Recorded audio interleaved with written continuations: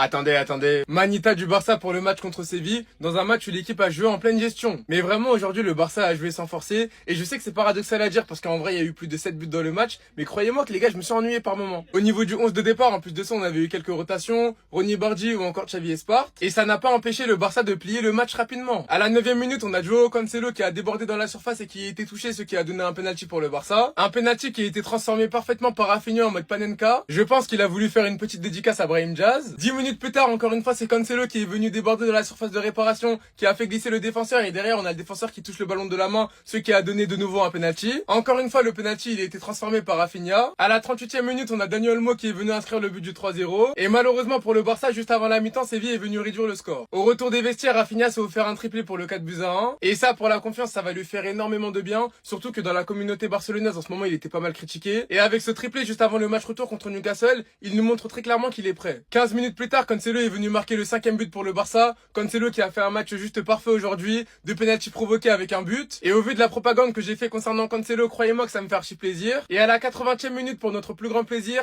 Hansi Flick a fait rentrer Gavi. Il a joué à peu près 10 minutes. Et en rentrant sur le terrain, tout le Camp Nou l'a applaudi et a scandé son nom. Et Araujo est venu lui donner le brassard de capitaine. Croyez-moi, c'était vraiment les émotions. Bref, en tout cas, avec cette manita, le Barça reprend de nouveau 4 points d'avance sur le Real Madrid. Et le prochain match, ça sera mercredi en Ligue des Champions contre Newcastle. On est la seule équipe du monde, les gars, à gagner un match 5-2.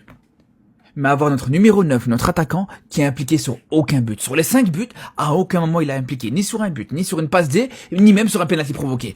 Ton latéral gauche a été beaucoup plus intéressant offensivement, a été beaucoup plus impactant offensivement que Lewandowski. Encore une fois, Lewandowski qui te propose absolument rien. Lewandowski qui rate des face à face. Lewandowski même sur des centres, tu vois que même sur un de ses domaines de prédilection, tu vois que c'est compliqué pour lui. Tu vois que même dans le domaine aérien, c'est compliqué pour lui. Des joueurs comme Marc Bernal arrivent à être décisifs. Des joueurs comme Fermin Lopez arrivent à être décisifs. Et encore une fois, les gars. Et encore une fois, les frères. Lewandowski, rien du tout. Inexistant. Et même au contraire, les gars, on arrive dans une situation où on se rend compte que même il est handicapant pour ton équipe. Où tu te rends compte qu'il faut plus lui faire la passe. Que ce soit lui ou Ferran Torres, c'est la même chose, de toute façon, dans tous les cas. Que ce soit lui ou Ferran Torres, c'est la même chose. Tu te rends compte que voilà, ils sont handicapants. Tu te rends compte que même leur donner, lui faire tirer le penalty, tu peux pas prendre le risque. Parce qu'il est incapable de faire quoi que ce soit, il t'apporte absolument plus rien du tout. Et il y a un problème aujourd'hui, les frères. À partir du moment où on arrive à une situation où t'as formé Araujo au poste de numéro 9, t'as essayé d'entraîner un petit peu Araujo au poste de numéro 9, ça montre très bien, les gars. Ça montre très très bien qu'aujourd'hui, je pense que, voilà, plus personne peut lui faire confiance. On vous a laissé réduire l'écart, mais salut les enfants, les papas sont de retour. C'est le message qu'on avait envoyé aujourd'hui. Victoire 5-2 du FC Barcelone, vous êtes fous ou quoi? Comme ils nous ont tapé 4-1 au match aller, vous avez cru qu'ils allaient récidiver? On les a éteints. Rafinha, vous avez douté? Rafinha, vous avez douté? Cancelo, vous avez douté?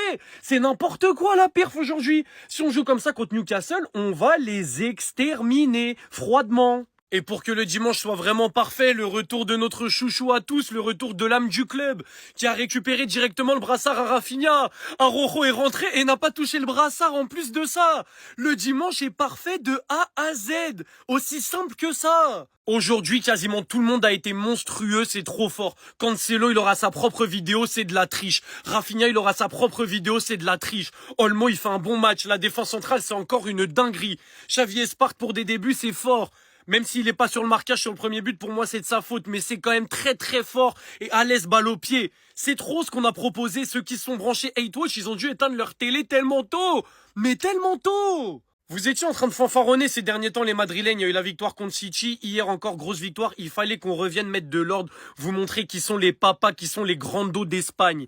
Les 4 points de retard sont toujours valables, vous allez devoir cravacher et faire des matchs que vous faites là, pour aller les gagner, vous allez devoir le faire tout le temps. Sinon, on va vous mettre encore plus dans le rétro et vos espoirs de Liga, ils vont très très vite partir. Merci à l'équipe pour cette prestation, merci au capitaine pour cette prestation. Maintenant, regard tourné vers Newcastle, c'est un message fort qu'on envoie, que ce soit aux adversaires ou aux supporters.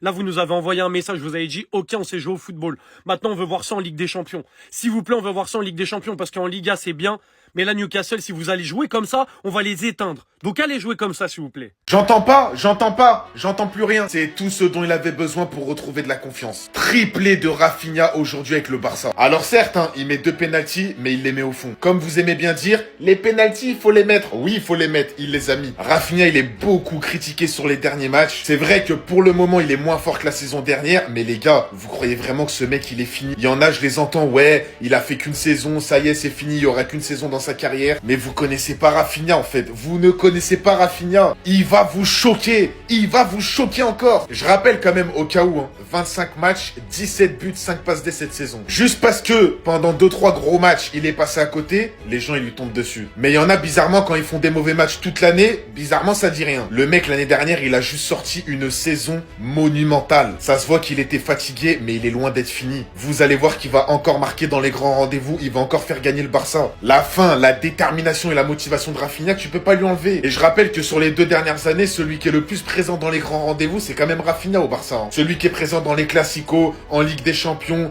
contre le Bayern, contre l'Inter, contre qui tu veux, c'est Rafinha. Match incroyable de sa part aujourd'hui.